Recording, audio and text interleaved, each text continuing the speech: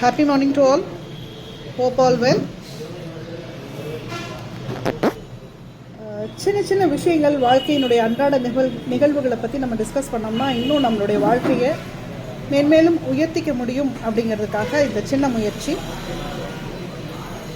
நெஞ்சு பொறுக்குதிலேயே இந்த நிலைகட்ட மாந்தரை நினைத்து விட்டால்ங்கிற மாதிரி டெய்லி நடக்கிற குற்ற சம்பவங்களை அதனுடைய பின்னணியை யோசித்து பார்த்தோம்னா மனசு ரொம்ப வலிக்குது.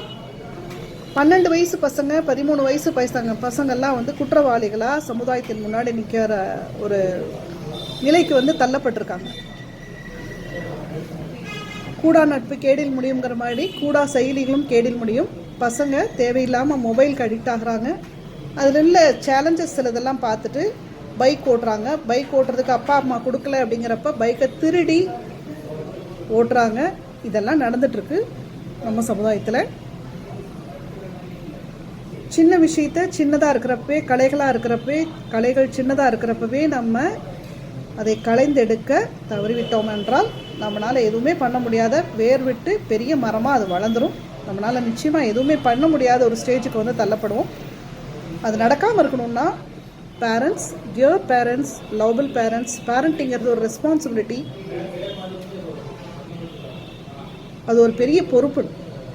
Responding with ability is responsibility. So தயவு செய்து பேரண்ட்ஸு உங்கள் குழந்தைங்க என்ன பண்ணுறாங்கங்கிறத கவனிங்க.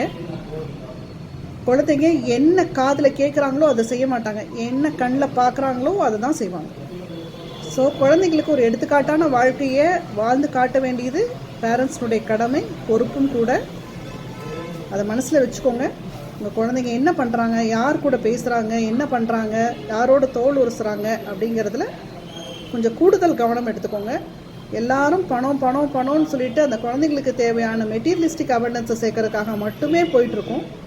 குழந்தைங்களுக்கு ஒரு எமோஷ்னல் சப்போர்ட்டும் ஒரு மாரல் சப்போர்ட்டும் வாழ்க்கை நெறிமுறைகளை சொல்லி கொடுக்குற இடமாகவும் கல்விக்கூடங்களும் வீடும் மாறினா மட்டும்தான் சமுதாயத்தில் ஒரு குற்றமில்லாத சமுதாயமாக ஒரு நிறைவான சமுதாயத்தை உருவாக்க முடியும். அதற்கு உங்கள் எல்லாருடைய ஒத்துழைப்பையும் வேண்டி விரும்பி கேட்டுக்கொள்கிறோம். தேங்க்யூ.